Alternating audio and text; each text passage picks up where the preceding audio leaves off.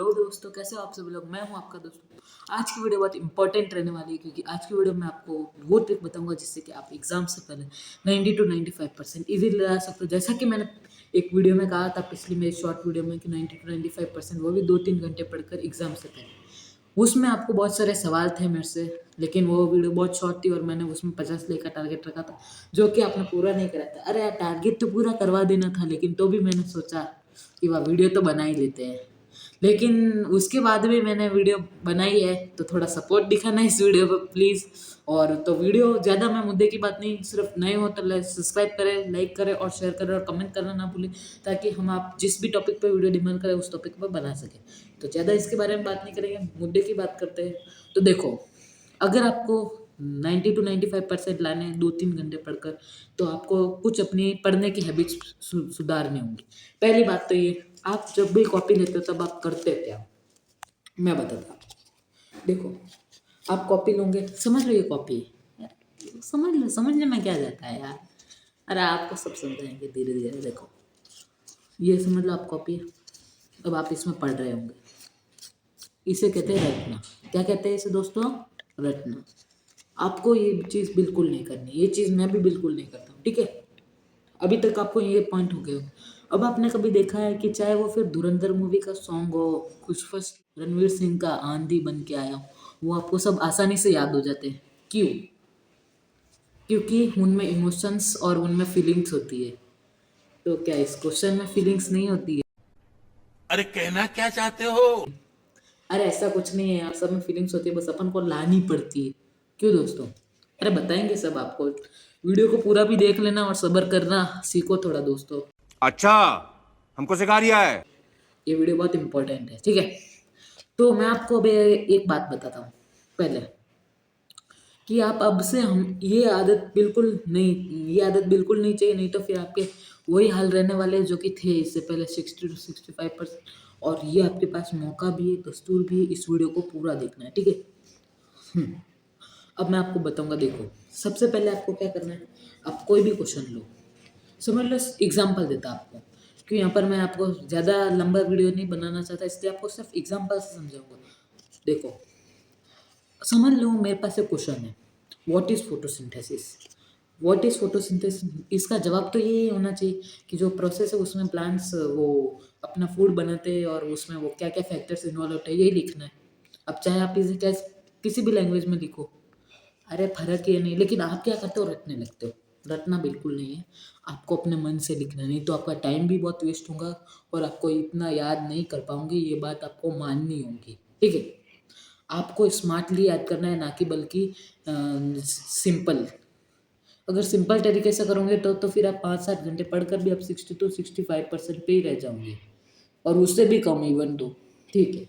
अब मैं आपको बताता हूँ कैसे करना है। देखो, सबसे पहले आपने कॉपी ली, हमेशा आपकी कॉपी लेना, मुझसे क्वेश्चंस नोट करने हैं आपको, पढ़ते वक्त बैठने वक्त क्वेश्चंस नोट करने और उनको मन से आंसर लिखना है। अब आप कहोगे हमें तो कुछ आता ही नहीं है, हम कैसे लिखे।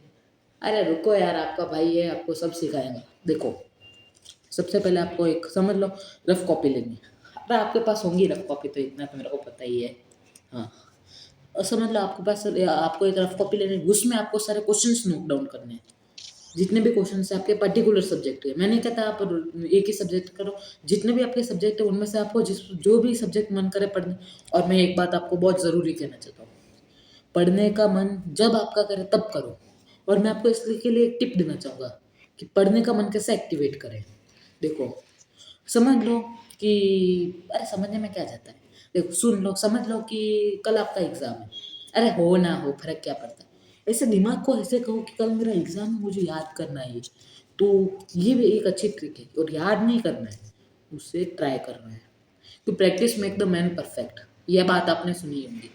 और मैथ्स में भी ये फॉर्मूला कहीं कहीं लाई करता है, बाकी मैथ्स में आपको मेनली फॉर्मूलाज याद करने पड़ते हैं। तो इसलिए अगर आप चाहते हो कि मैं मैथ्स पे वीडियो बनाऊँ, तो आप कमेंट बॉक्स तो खुला ही पड़ा है आपके लिए, कर दो कमेंट, ठीक है। इस पे ज़्यादा नहीं जाएंगे। आपको जिस भी सब्जेक्ट के रिलेटेड डाउट है, उस सब्जेक्ट पे आप वीडियो बनाने के लिए मेरे को कह सकते हो, मैं आपको कंप्लीट वीडियो दूंगा और मैं आपके कमेंट बॉक्स के लिए पढ़ने के लिए तैयार हूँ, ओके। तो ये तो रही बात इस चीज़ की, ये क्वेश्चंस को कैसे याद करें। और एक बात याद रखना, क्वेश्चन को अपना दोस्त बनाना है, एक ऐसा दोस्त जो आपसे हर वक्त सवाल पूछता है और आपको उसका जवाब देना है, ठीक है। ये बात अगर आप सीख गए तो आपके 95 to 90% तो आराम से आ जाएंगे, आराम से एकदम, ठीक है। आपको जिस भी सब्जेक्ट पे वीडियो चाहिए, मैं आपको फिर से कहता हूँ, आप उस सब्जेक्ट पे वीडियो डिमांड कर सकते हो। हाँ, ये तो ऑल सब्जेक्ट्स के लिए, और ये टिप बहुत इंपॉर्टेंट है आपके लिए। इस टिप से आप इतने अच्छे मार्क्स ला सकते हो, वो भी ज़्यादा बिना कम एफर्ट के, ठीक है।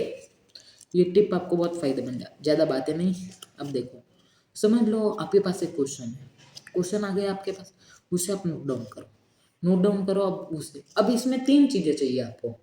पहली बात तो है आपकी इंग्लिश थोड़ी, अगर आप इंग्लिश मीडियम के स्टूडेंट हो तो आपकी इंग्लिश स्ट्रांग होनी चाहिए। अब ये कैसे करें? कमेंट बॉक्स खुला है यार, वीडियो डिमांड करो, मैं बना दूंगा। क्योंकि हर चीज़ एक टॉपिक में समझाने के लिए टाइम बहुत ज़्यादा चाहिए, और हर चीज़ एक टॉपिक में मैं एक वीडियो में समझाऊंगा तो फिर वीडियो बहुत लंबी हो जाएगी, दूसरी बात ये। तो अगर आपको टॉपिक चाहिए तो आप, ठीक है। तो दूसरी, इंग्लिश स्ट्रांग होंगे तो क्या होगा, आप आंसर्स बना पाओगे।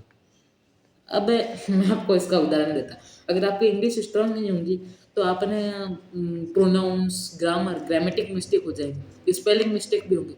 हाँ, तो स्पेलिंग मिस्टेक से याद है, दूसरा पॉइंट हमारा यही है, स्पेलिंग मिस्टेक। अब स्पेलिंग मिस्टेक कैसे सुधारें?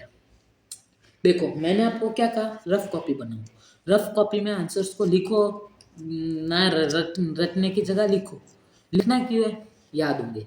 अरे आप अगर लिखोगे तो आपको उसका एक्सपीरियंस होगा, क्योंकि एग्जाम में आप बोलते थोड़ी ना हो, लिखते हो। ये स्पेलिंग मिस्टेक सुधारने का बहुत ही अच्छा आइडिया, और इससे मेरी 100% एक भी स्पेलिंग मिस्टेक नहीं होती है।